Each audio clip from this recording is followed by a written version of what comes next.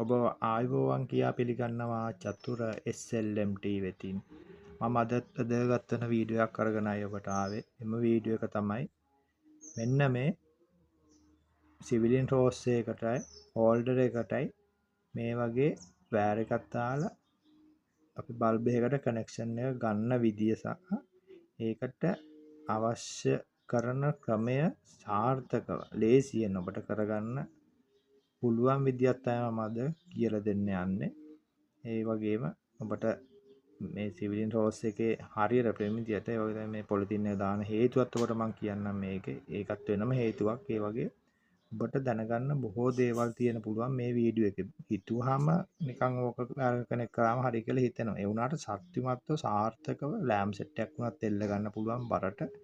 ඒ වගේ ශක්තිමත් විදියට ඔබට මේ සිවිලින් රෝස් එකට වයර් එක දාලා හෝල්ඩර් එකක් සවි කරගන්න පුළුවන් ලේසි සහ හරිම ක්‍රමය කියලා දෙන්නයි මම ඔබට අද බලාපොරොත්තු වෙන්නේ. ඒක නිසා ඔබට කරන්න තියෙන එකම දෙයයි මේ වීඩියෝ එක අවසන් වෙනතුරු බලන්න. ඊට පස්සේ පොඩ්ඩක් වීඩියෝ එක දිග වුණායි කියලා මගින් බලලා අතර අරින්න එපා. අවසන් වෙනතුරු වීඩියෝ එක නරඹන්න. ඊට පස්සේ ඔබට වටහා ගන්න පුළුවන් මේක සාර්ථකව ඔබගේ නිවසේ ඔබටම කරගන්න පුළුවන්. කාටවත් කියන්නේ ඔබටම කරගන්න පුළුවන් ලේසිම ක්‍රමය මම අද කියලා දෙන්න යන්නේ. එහෙමනම් ඉස්සර වෙලා මම ගන්නව එකට මෙන්න මේගේ මෙතනින් අයිටම් 3යි සිවිලින් රෝස් එක හෝල්ඩර් එක අවශ්‍ය ප්‍රමාණයට වයර් එක. ඔබට දිග ප්‍රමාණය ඔබට තීරණය කරන්න පුළුවන් අවශ්‍ය කොච්චර මේ වෙනවා. ඊට පස්සේ මේ සිවිලින් රෝස් එක වයර් එක මෙතෙන්ට මෙහෙම දාලා වයර් එක කනෙක්ට් කරන්න එපා. අනිවාර්යයෙන් මතක තියාගන්න මේ උඩ කප් එක ගලවලා ඒක ඇතුළට දාගන්න ඕනේ ඉස්සරහ නැත්නම් ඕක අමතක වෙනවා.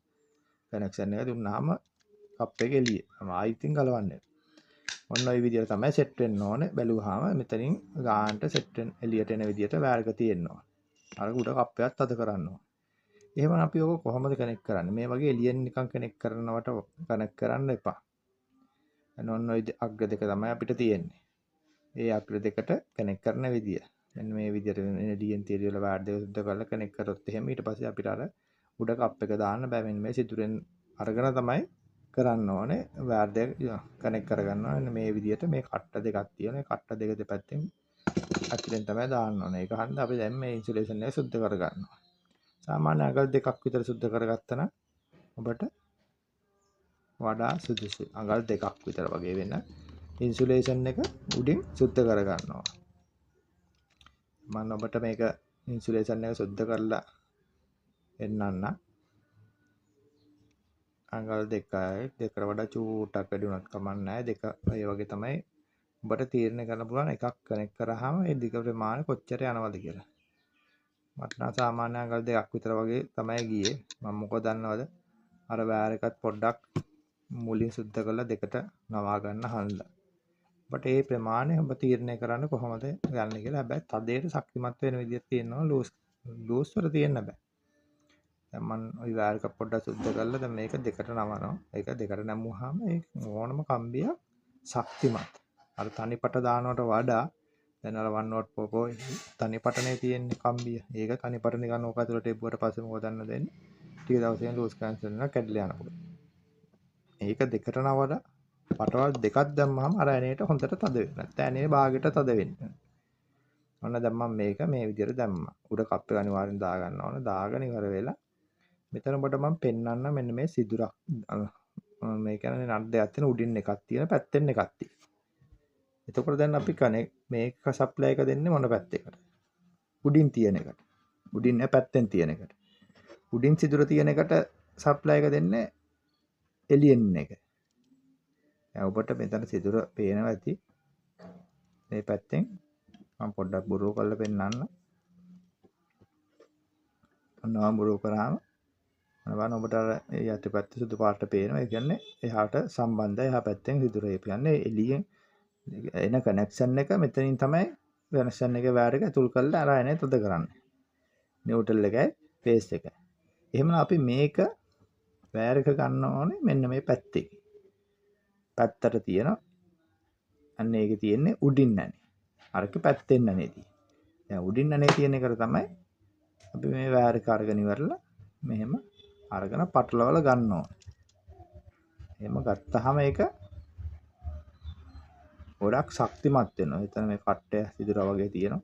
සිදුර දෙන්න එක්තනින් එකක් එකකින් අරගෙන ඉවර වෙලා ඔබට අන්න අර කට්ටේ වගේ තියෙන නිකන් පල්ලෙහාට නැමිලා වගේ. ඒකට වයර් එක තියලා තද කරන්න පුළුවන් අපි. එතකොට එතෙන්ටත් ගොඩක් ශක්තිමත් භාවයක් එනවා. එතනින් වයර් එක තියලා තද කරාට පස්සේ මම මේක හරියට වර දෙකට නවලවම දාගන්න. එතකොට අර ඇණේට තද වෙනකොට කියන්නේ කැඩෙන්නේ නැහැ. ලූස් කනෙක්ෂන් හිටින්නේ නැහැ.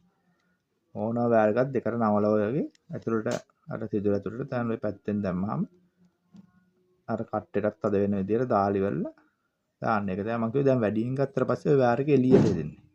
එහෙම හරියන්නේ නැහැ. ගන්න ඒ අවශ්‍ය ප්‍රමාණයට ගන්න. අරගෙන ඔය යන්නේ ওই විදියට හොඳට තද කරගන්න. එතකොට දැන් අපි නියුට්‍රල් එක කනෙක්ට් කරා. ඊපස්සේ සප්ලයි එක. සප්ලයි එකත් අරගෙන මේ විදියට කට්ටට සෙට් වෙන විදියට කනෙක්ට් කරගන්න.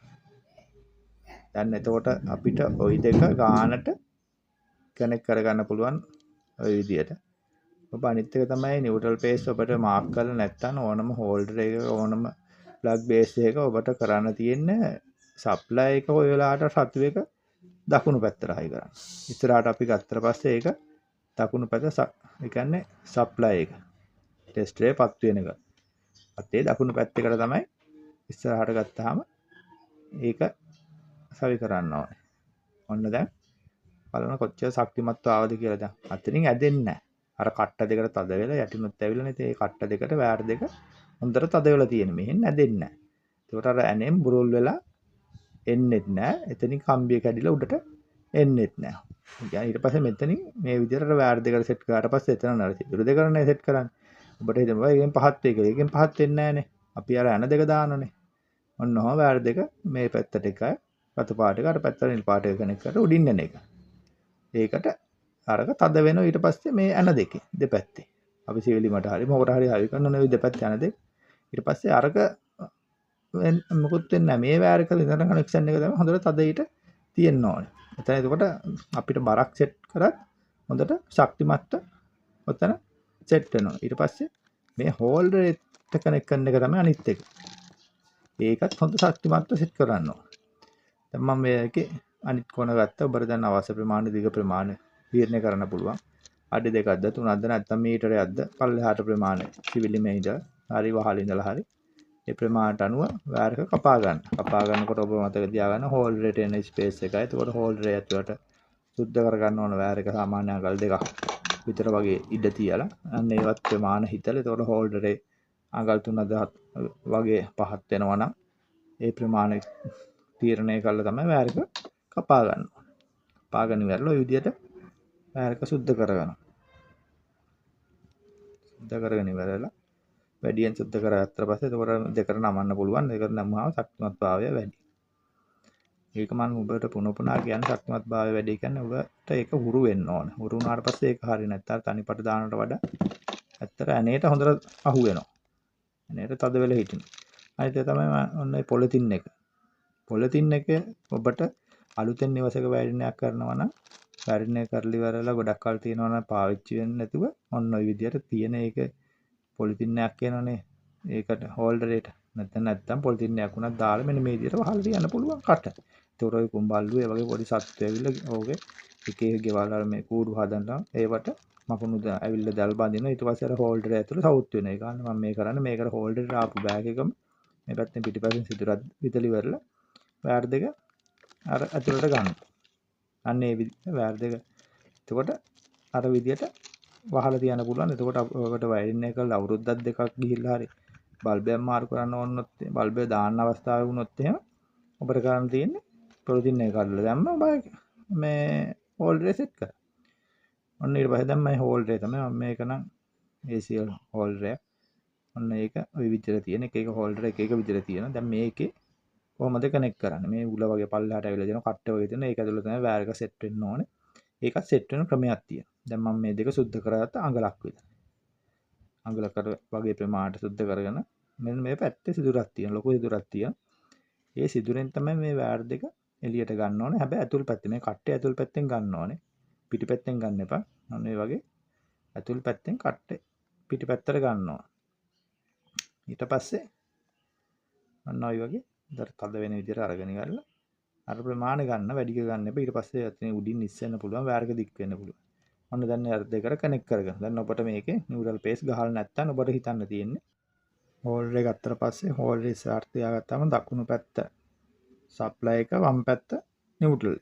ඒ නිල් පාට වයර් එක, දකුණු පැත්ත රතු පාට වයර් එක. අන්න ඒ විදිහට කනෙක්ට් කරන් පුරුදු වෙන. එතකොට ඔබට වරදින්නේ නැහැ. ඕක ඉතින් මාරු වුණාට ප්‍රශ්නයක් නැහැ ඉතින්. ඒ වුණාට ඒක තියෙනුනේ පොඩි එකක් හරියටම පුරුදු වුණාට පස්සේ ඒක ප්ලග් බේස් එකක් උනත් ඔබ නියුට්‍රල් පේස් හරියට මාරු කරගන්න නැතුව කනෙක්ට් කරගන්න ඕනේ. ඒක හරියටම මාක් කරලා කනෙක්ට් කරගන්න එක ගොඩක් වැදගත් වෙනවා. ඒක මම විදිහට අපිට කියන්න ඒ වැදගත් වෙන හේතුව මොකද කියලා. දැන් මම මෙන්න මේ විදිහට ඔය විදිහට අර වයර් එක අරගෙන ඉවරලා ඔන්න නියුට්‍රල් එකයි පේස් එකයි දෙකම හොඳට තද කරගන්නවා. දෙපැත්තෙන් සෙට් අරගෙන ඉවර වෙලා පැත්තෙන් ගත්තාම ඊට පස්සේ අර සිදුරටම ගානට සෙට් වෙනවා. වැඩිම වයර් එක ගන්න එපා දිගට. දිගට ගත්තාම ඔබට ඊට පස්සේ මේක හරියට හෝල්ඩරේ ප්‍රමිතියට හරියටම සෙට් කරගන්න බැරි වෙනවා. අනිත් මේ හෝල්ඩරේ සවි කරන්න ඉස්සෙල්ලා අර උඩ කප් එක කරවලා ඇතුළට දාගන්න ඕන. නැත්නම් ඔබ මේ කනෙක්ෂන් එක දීලා ඉවරලා තමයි මතක් වෙන්නේ කප් එක එළියේ කියලා. උඩ කවරේ වහන එක. ඊපස්සේ ආයෙත් ගලවන්න ඕන. එක වැඩේ දෙක වෙනවා සමහර වෙලාවට අමතක වීම හන්දා. එක පාටක් වෙනවා. ඒකන්ද පුරුදු වෙන හෝල්ඩරේ ගලවපු ගමන් කප් එක ගලවපු ගමන් වයර් එක ඇතුළට දාලා තියාගන්න. ඔන්න දැන් මම වයර් දෙකම හොඳට සක්මත් වෙන විදිහට සවි කරගත්තා. ඊට පස්සේ කරන්න තියෙන්නේ දැන් අපි ඔහම තියලා අර කප්පේ දාන්න බෑනේ මේ වයර් එක මේ ඔය අර එතනින් දැක්කාම ග්ලූ එක වගේ උඩට තියෙන කට්ටේ වගේ එකකින් උඩට ගන්නවා. ඔන්න ඔය වගේ උඩට තද කරන්න තියලා. ඊට පස්සේ අර වයර් එක ගානටම තියෙන 2 කෝ වයර් එක හොඳට තද වෙනවා ඒක. ඊට පස්සේ අපි මේකේ උඩ කප් එක දැම්මහම තවත් තද වෙනවා. ඒක අර ගානට සීට් වෙනකොට ත්‍රෙඩ් එකට උඩින් හෝල්ඩරේ උඩ කප් එක පොඩි හන්ද ඒක ගානට සතෙන්ට සෙට් වුණාට පස්සේ හොඳට තද වෙනවා. එතකොට ඔන්න ඕක කොච්චර ඇද්දත් ඔන්න බලන්න කොච්චර ශක්තිමත් ආවද. මම මෙච්චර ඇදලා මම ගලවලා පෙන්නන්න පොඩිම සෙල් එකක් මුකුත් වෙන්නේ නැහැ. ඒ හේතුව අරකට හොඳට ශක්තිමත්ව සවි කියලා තියෙනවා. දැන් ඕකට ඔබට ඕනම ලෑම්ප් සෙට් එකක් බර වුණත් සවි කරන්න පුළුවන්. උඩත් හොඳට ශක්තිමත්ව තියෙනවා. මැදිනුත් ශක්තිමත්ව තියෙනවා. මම හෝල්ඩරේ ළඟින්. ඒ වගේ ඔබට ඕක ලස්සනට හදා ගන්න පුළුවන්. ඊට පස්සේ පොලිතින් එක දාලා තියෙනවා. ඒ කියන්නේ මම කියපු වගේ වෑරින් එක කරලා ගොඩක් කල් තියෙනවා නම් ඔන්න ඒ වගේ හෝල්ඩර් එකට පොලිතින් එක තියච්ච දාලා ඒක ඇතුළට ඔබලා තියෙනවා. ඊට පස්සේ හෝල්ඩර් එක සවුත් වෙන්නේ නැහැ. හෝල්ඩර් ඇතුළේ කුණු වැලි මොකොත් රැඳෙන්නෙත් නැහැ. අවශ්‍ය වෙලාවට ගලවලා බල්බ් එක දාගන්න පුළුවන්. ඔබට ඉතින් එදිනෙදා කරගන්නවා නම් ඉතින් ඒ වෙලාවේ මාරු කරනවා ටක් ගාලා ඉගෙන දාන්න පුළුවන්. පොලිතින් ඕනේ නැහැ. අරක දැම්මේ අර වගේ අවස්ථාවක් ආවා විදිහට. ඔන්න මම දැන් හෝල්ඩරේ සිවිලියන් රෝස් එකට වයර් කෑල්ල දාලා හෝල්ඩර් එක සෙට් කරගත්තා. දැන් ඕක ඔබට පෙන්වන්නම්ම උඩ සවි කරාට පස්සෙත් ඔන්න බලන්න මම සවි කරලා තියෙනවා. ඉතින් දැන් බල්බ් දාන්න නැති හන්ද පස්සේ කරන හන්ද ඔන්න ඔය විදිහේ අර පොලිතින් එකක් දාලා ඔය විදිහට කනෙක්ට් කරලා තියෙන සිවිලියන් රෝස් එක. දැන් බලන්න ඕක ලස්සනට අපි ඔය විදිහට කරගන්න පුළුවන් ඔබට උනත් ඕක. මහා උඩක් අමාරුවක් නැහැ. සිවිලියන් රෝස් එකට හෝල්ඩර් එක සෙට් කරන්න හැටි. බලන්න වැඩේ සාර්ථකව කරගත්තා. දැන් මම මේකට බල්බ් එක දාන හන්ද මේකට මම මේ අර පොලිතින් එකක් දැම්මේ නැහැ. ඒකත් එතකොට ඉතින් පොලිතින් එක අවශ්‍ය වෙන්නේ නැහැ. ඔන්න ඔය විදිහට ඔබට වැඩේ නිවැරදිව කරලා කම්ප්ලීට් කරගන්න පුළුවන්. දැන් මොකට මහා කියන අමාරුවක් නැහැ. මොන වැඩක් පොඩ්ඩක් කල්පනා කරලා හරියට කරත් එහෙම ඔබට ඒක අත හුරු වෙන නිවසේ සම්පූර්ණ මොනවම හරි දෙයක් කරගන්න පුළුවන් ඔබට. එහෙම නැතිනම් අද වීඩියෝ එක කියන්නේ ඔබට හොඳයි කියලා තේරුණා නම් වීඩියෝ එක අනිවාර්යයෙන්ම තව කෙනෙක්ට බලන්න ෂෙයා කරන්න. ෂෙයා කරලා ඉවරලා එතකොට මේ මිනිස්සු මොනවා හරි දෙයක් දැනගන්න ඕනේ. ඒක ඔබට ගොඩාක් වටිනවා. ඊට පස්සේ කරන්න තියෙන්නේ මෙන්න මේ වීඩියෝ එකට පහළින් තියෙන subscribe button එක ක්ලික් කරලා bell icon එක ක්ලික් කරලා all ක්ලික් කරන්න. ඊට පස්සේ ඔබට මේ වීඩියෝ එක like එකක් දෙන ගමන් මෙන්න මේ වගේ comment box එකේ ඔබට මේ වීඩියෝ සම්බන්ධව අදහස් ප්‍රකාශ කරන්නත් පුළුවන්. එහෙම නැත්නම් ඉදිරියේදීත් මෙවන් වූ ආදර්ශමත් වීඩියෝකින් නැවත හමු වෙනතුරු අදට ඔබෙන් සමු ගන්නවා. ඔබ සැමට සුබම සුබ දවසක්. ආයිබෝවන්. චතුර SLMT.